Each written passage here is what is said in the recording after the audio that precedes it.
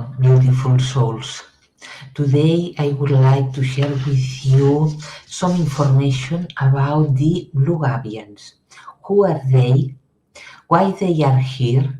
Because this is a very special race, galactic race, although is better said intergalactic race because they didn't originate here in the Milky Way, but they originated in other planes of consciousness. So let's talk about them. Um, here, Blue Avians. Well, you have here a picture.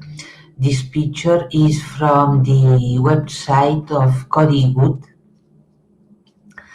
The Blue Avians, this information, this information, most of it is, it came to me while a galactic astrology reading to a beautiful customer, and other information came me telepathically when I connected, well, many times to these beings while meditating, for example. So let's talk about them now. They are one of the oldest races of this universe, although, as I said, they not originated here in this galaxy, because they were originated from a complex fractal emanated from the source, out of any time of space. We can say that this fractal, it was really complex, and once it began to lower its frequencies, it began to be related to the air element. In the 11th, well, in reality more, 12 or 13 dimension. And after that, they began to spread in different galaxies at the same time, because these dimensions, 11, 10, 10th or higher, 12, 13, they are not confined to any space, any physical space. Better said, they are spread, we can say, all over the universe. Or if you enter into these higher states of consciousness, you can move and go everywhere of this universe. So, because the fractal from where they were originated was called X in reality, because the fractal already exists, they are complex beings with a pure heart and an open and powerful mind blended with their heart. So they have the heart and the mind completely being one. Now they are incarnated in the 6, 7 dimension, in particular here in this galaxy and other galaxies where they are working. And one characteristic is that they perceive low densities as dormant frequencies or paralyzed energies if the beings that carry that low energies don't want to evolve. So if we don't want to evolve, for them it's like we are paralyzed because our consciousness is not moving, is not moving, we can say, learning, transforming, opening. Also, they are bringers of peace, harmony, and justice. They are telepathic, but also normally they accompany their telepathic transmission information moving, especially the right hand, making hand gestures. They have an individual consciousness, they are not a groupal group consciousness, but individual, each one. They are mere people, as we can see, denoting their high-dimensional origins, with bluish feathers that also, and they can travel through time and space using their Merkaba. Their Merkaba, that is a high-dimensional sphere around them. So they don't use ships to travel from one place to another of the galaxy of this solar system, for example. No, they only use their Merkaba. They have scattered all over the galaxy and a long time, along their history. And sometimes they were misunderstood or feared by regressive races. And because of that, they had been persecuted, even enslaved, and modified genetically to lower their consciousness. Because sometimes they have incarnated into the 4D, 3D when they felt that it was necessary their own presence among some kind of civilization or civilizations, and in these cases is when they were persecuted and enslaved. Even the slaves were modified genetically to lower their consciousness, and because of that, because they were persecuted many times, they had to leave behind their homes, their loved ones, and migrate, sometimes in a hurry, to other planets, leaving behind, as I said, all what they had. Therefore, as a consequence, there are many different sub-avian races, we can say, because each one, depending on the planet where they migrated, they had to adapt to the new conditions, physical conditions of the planet. Sometimes even they blended with native races when arriving on a planet to help them to adapt to the natural conditions of it. So there are many different avians, not only blue avians, but also orange avians, we can say, brown avians, for example, even green. Or there are some with different color feathers. Their history has taught them to be detached of everything, be well observers, with profound patience and love and unconditional love, knowing that all happens in its own due time and that we are eternal souls in a mission beyond time and space.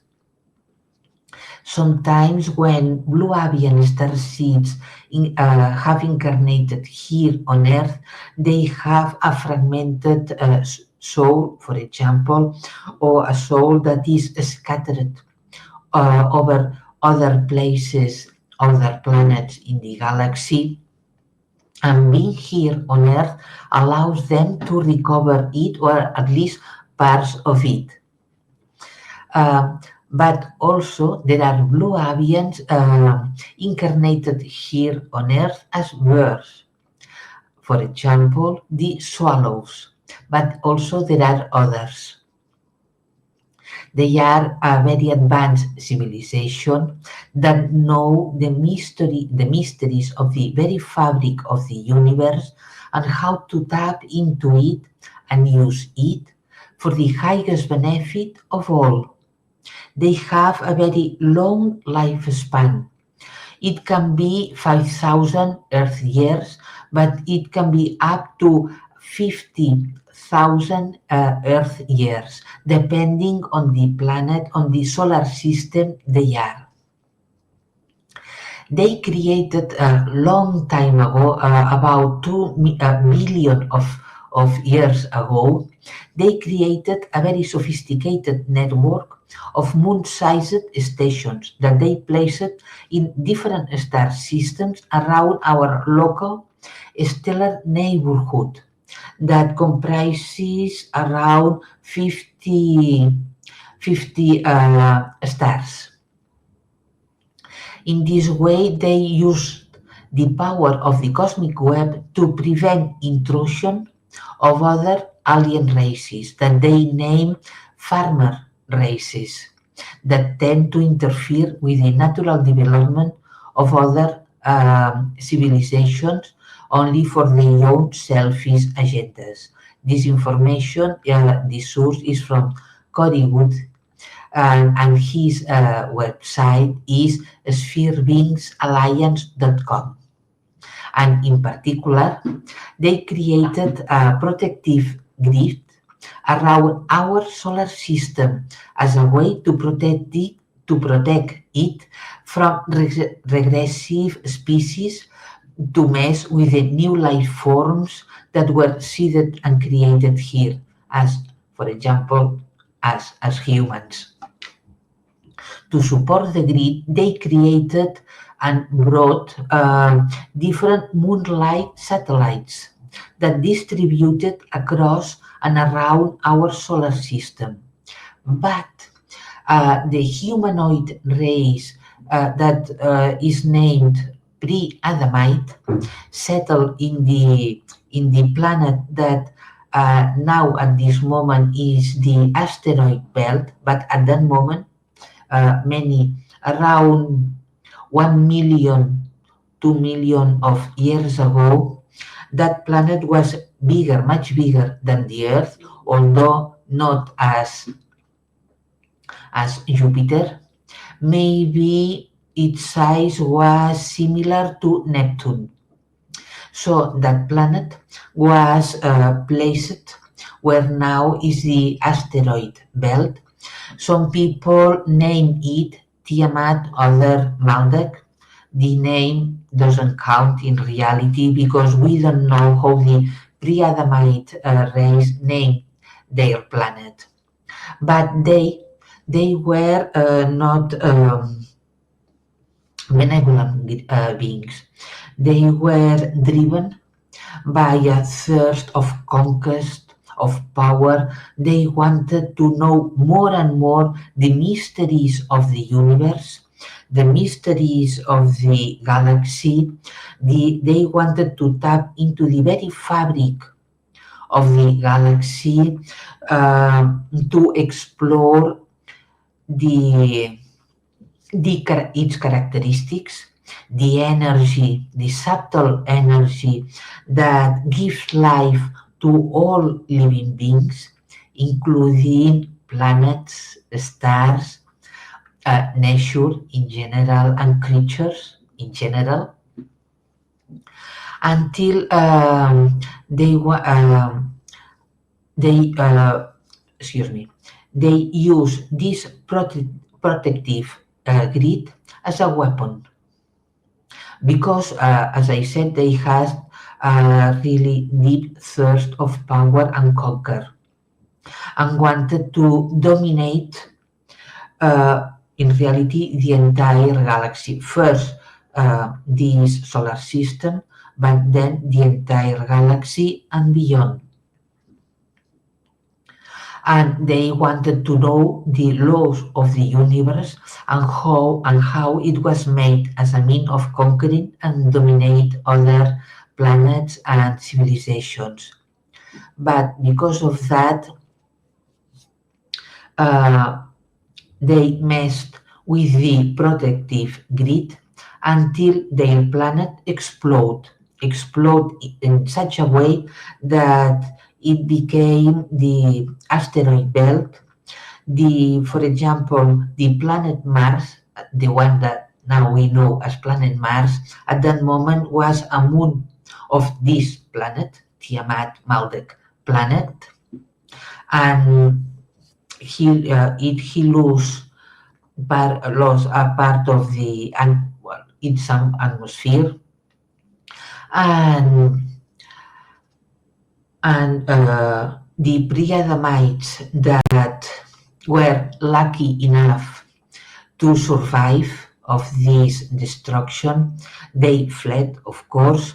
They went to one of the satellites that were part of the protective grid and moved here using this satellite as a ship, and it became the moon of the Earth.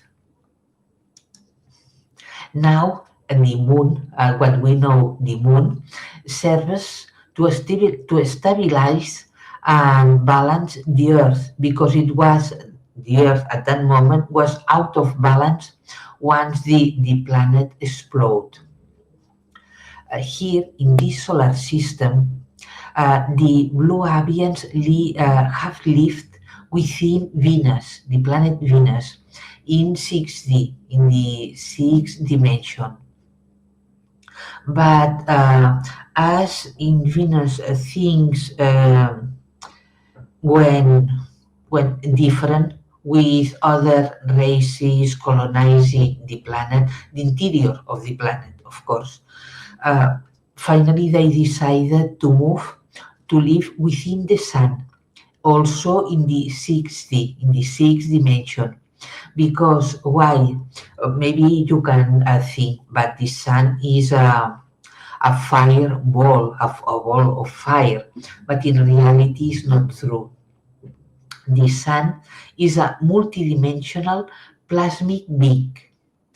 It means that we see and feel it as a fire in the 3D. Even in 4D is fire, but we can say is more plasmic fire, is a bit different. Is a bit different. But as we move beyond the 4D, the sun irradiates its own light, and some beings can live within it without any problem. So this is about the Blue Avians. I hope you have enjoyed the video. In few days, I will come to you once more explaining other other races, for example, the Zulu, for example, well, there are others that are here as guardian races to accompany and help us to evolve, to transition to higher states of consciousness. So have a lovely day. See you soon.